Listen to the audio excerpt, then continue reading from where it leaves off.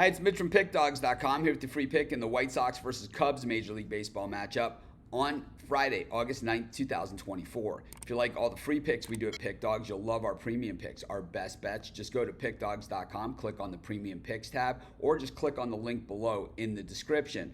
We also have high-end premium picks, our VIP packages. That's for people that bet like $1,000 or more per game or have bankrolls over $10,000. So certainly not everyone's, but we have something for everyone. Our most popular picks are regular premium picks. And of course, we got tons of free picks at Pickdawgz, tons of different ways to get them. But anyways, let's get to this one. We've got the White Sox taking on the Cubs. It's Garrett Crochet on the bump. For the White Sox, it's Jameson Taillon on the mound for the Cubs. And, for Crochet, while he's had a great season and, he has played on a bad team and had a great season, he hasn't been as great recently. And I think, the big news about Crochet was that all the talk that happened about him at the trade deadline where the White Sox wanted to trade him, they, had every intention of trading him, and Crochet's team makes a statement basically saying that if you're going to trade us, then you're going to have to extend my contract, or I'm not going to play in the postseason. So why would a contender trade for a player that won't play in the postseason or puts them under pressure that they have to sign them in order to get to the postseason?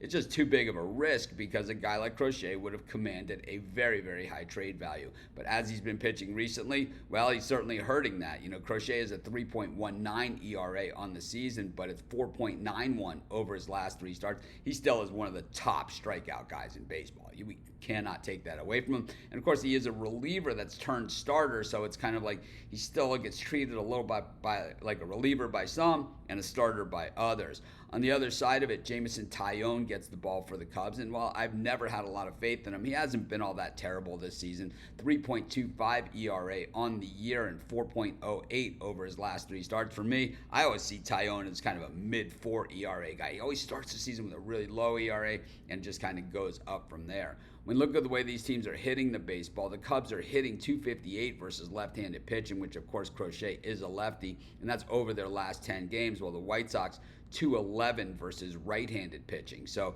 they haven't really been at their best versus righties, while the Cubs have hit lefties pretty good.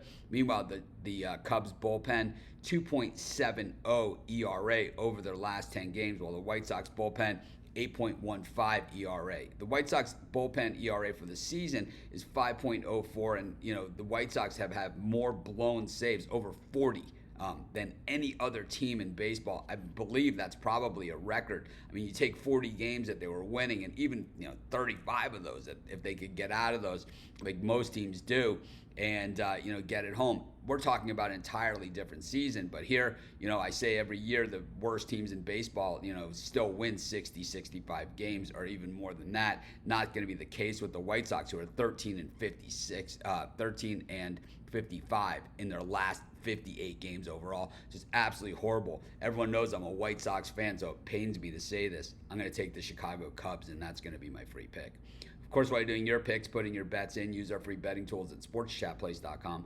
100% free, and they'll help put you on the most favorable bets on the board today.